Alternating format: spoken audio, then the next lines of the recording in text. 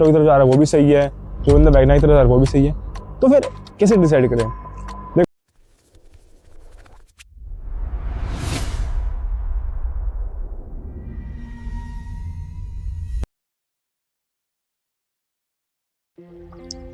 Alto और WagonR के price में ज़्यादा फर्क नहीं है, फिर भी कुछ लोग ऑल्टो की तरफ जाते हैं और कुछ लोग सीधा वैगनआर की तरफ शिफ्ट करते हैं।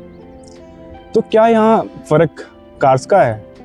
हाँ, पर प्राइस सेगमेंट में फ़र्क मार रहा है, पर यहाँ मेंस फ़र्क सोच का है। प्रैक्टिकलिटी की बात करें कि दोनों कार प्रैक्टिकल है या नहीं है, वो जवाब मुझे देने की ज़रूरत नहीं है, क्योंकि अपने सेगमेंट में सबसे ज़्यादा बिकने वाली कार्स में से एक है। ऑल्टो अपने सेगमेंट में बहुत बिकती है, बिगिनर कार्स के लिए बहुत ज़्यादा बिकती है। वैगनआर्स भी अपने सेगमेंट में बिकती है, और ऊपर से दोनों सीएनजी में हैं, तो कहीं ना कहीं बातें है ही, क्योंकि सीएनजी कार्स बिकती भी ज़्यादा हैं। और बात की जाए कि दोनों कार इंडियन मिडिल क्लास की रियलिटी है। और साथ ही साथ ना इस वीडियो में मैं कंपेयर करने वाला हूँ दोनों फीचर्स को, ना ही मैं कोई बॉडी कंपेयर करने वाला, ना इंजन कंपेयर करने वाला। यहाँ बात होगी सोच की, कि जो बंदा ऑल्टो की तरफ जा रहा है पहली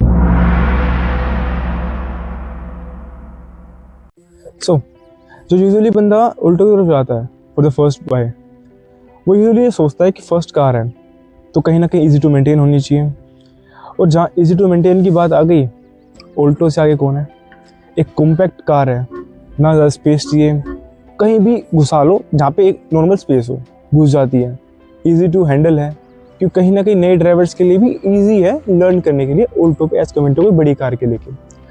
और कहीं ना कहीं जो पार्ट्स है सबको पता है मारुति है, तो कहीं ना कहीं और ऑल्टो के पार्ट्स तो और चीपर रहते हैं, क्योंकि स्टार्टिंग बेस कार है इनकी मारुति की, तो कहीं ना कहीं इसके पार्ट्स भी चीप होते हैं और मेंटेन करने के लिए भी आसान होता है।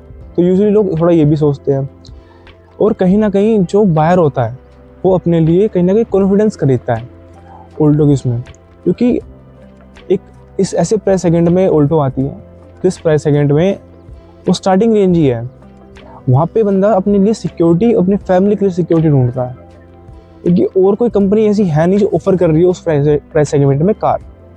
पहले थी, जब कुछ टाइम पहले जब टाटा ने ट्राई किया था, पर वो चल नहीं पाए थे जब नैनो आई थी। बट कहीं ना कहीं आज टाइम पे ऑल्टो सक्सेसफुल इसलिए है क्योंकि उसकी कॉम्पैक्ट साइज़ है, एक प्राइस सेगमेंट अच्छा दे रही है और फैमिली को सिक्योरिटी मिल रही है, और मिडिल क्लास सोचता है कि हाँ एक अच्छी कार, एक ठीक ठाक कार उनको मिल रही है कहीं ना कहीं उस प्राइस सेगमेंट में।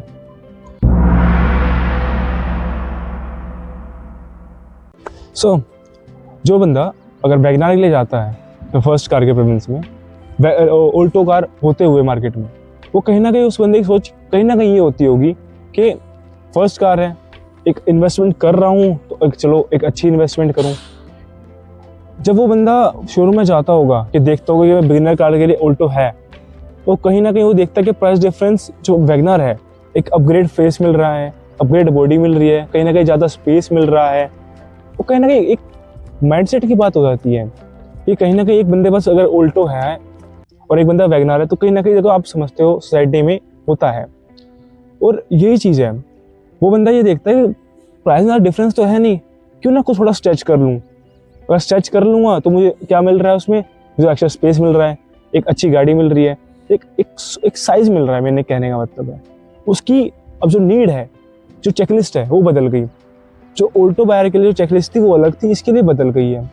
यहाँ पे जो ऑल्टो वैगनआर बायर है वो सर्च करता है आपकी पर्सनैलिटी, सोसाइटी की क्या इमेज जाएगी। सेकंड कि कहीं ना कहीं स्पेस मिलेगा ज़्यादा। फोर्थ फैमिली कंफर्टेबिलिटी बैठ पाएगी। और कहीं ना कहीं जो वैगनआर बायर है वो हर प्रोस्पेक्टिव में सोचता है, ये सोचता है कि मुझे सोसाइटी को भी दिखाना है कि मैं कौन सी कार ली है, अपने लिए भी चाहिए, कंफर्ट चाहिए, तो कहीं ना कहीं वो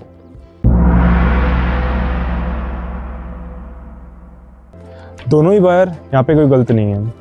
जो बंदा ऑल्टो की तरफ जा रहा है ना वो गलत है, जो वैगनआर की तरफ जा रहा है फॉर फर्स्ट बायर वो भी गलत नहीं है। तो असल में चॉइस क्या है, या फिर असल में, या फिर आप सोचोगे फिर है क्या इसका मतलब, फिर कि जो बंदा ऑल्टो की तरफ जा रहा है वो भी सही है, जो बंदा वैगनआर की तरफ जा रहा है वो भी सही है, तो फिर कैसे डिसाइड करें? देखो, सबकी अपनी एक चेकलिस्ट होती है। कहीं ना कहीं अब मेरे लिए मेरी चेकलिस्ट कुछ अलग होगी, क्योंकि मेरी रिक्वायरमेंट्स अलग होगी उस चीज़ को लेके। तो जिस बंदे की जो रिक्वायरमेंट्स होती है वो उसकी तरफ से जाता है। अब जो बंदा ओल्टो की तरफ जा रहा है उसको सोसाइटी को नहीं देना दिखाना, उसको पर्सनल सिक्योरिटी चाहिए, वहाँ पे अपनी फैमिली सिक्योरिटी चाहिए, उसे अपने आप को रिलायबिलिटी दिखानी है, अपनी रिलायबिलिटी चेक करना है। और जो बंदा वैगनर की तरफ जा रहा है वो थोड़ा स्पेस ढूंढता है, वो कहीं ना कहीं ये देखता है कि एक थोड़ा सा ओवरस्ट्रेच हो जाऊँ तो एक अच्छी कार मिल जाएगी कहीं ना कहीं। दूसरा ये सोचता है कि यार मुझे स्टेबल रहना है फिलहाल, जो मुझे एक इनिशियल कार मिल रही है मैं उसको चलाऊंगा फिलहाल, ताकि मैं एक स्टेबलाइज हो सकूँ अपनी लाइफ में भी और उससे मतलब भी। अब थोड़ी प्रैक्टिकलिटी की बात करते हैं। ये कहीं ना कहीं जो वैगनर वो लेता है बंदा, वो सोचता है कि थोड़ा स्पेस मिलेगा और थोड़ा बैठने में सिक्योरिटी कहीं ना कहीं वो रहेगी। ऑल्टो वाला सोचता है कि भाई कहीं ना कहीं मुझे फैमिली सिक्योरिटी देखनी है, ना कि मुझे सोसाइटी को दिखाना है कि मेरे पास कौन सी कार है कौन सी नहीं है।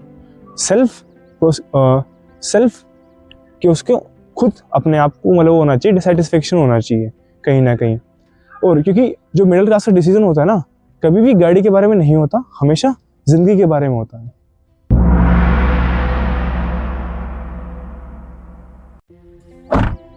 तो अगर आप ऑल्टो की तरफ जाते हो एज अ फर्स्ट कार तो आप गलत नहीं हो, या फिर आप वैगनर की तरफ जाते हो तो आप ना कोई शो ऑफ कर रहे हो ना फिर कोई कुछ है। मेन चीज़ है आप कौन सी कार फर्स्ट परचेज करते हो, वो डिपेंड करता है, आपको बताता है आपकी स्टेज ऑफ लाइफ, कि आप लाइफ की किस स्टेज पे हो। मेरे अकॉर्डिंग ऑल्टो और वैगनर कार्स डिबेट का टॉपिक नहीं है। असली डिबेट का टॉपिक ये है कि आई हैव माइंडसेट, कि जो बंदा ऑल्टो की तरफ जा रहा है और वैगनर की तरफ जा रहा है उसका माइंडसेट क्या है। असली जो डिबेट टॉपिक है वो है। आपकी सोच क्या है कार्स को लेके या इस चीज़ को लेके, कमेंट डाउन द कमेंट्स। चलिए मिलते हैं अगली वीडियो में, सी यू।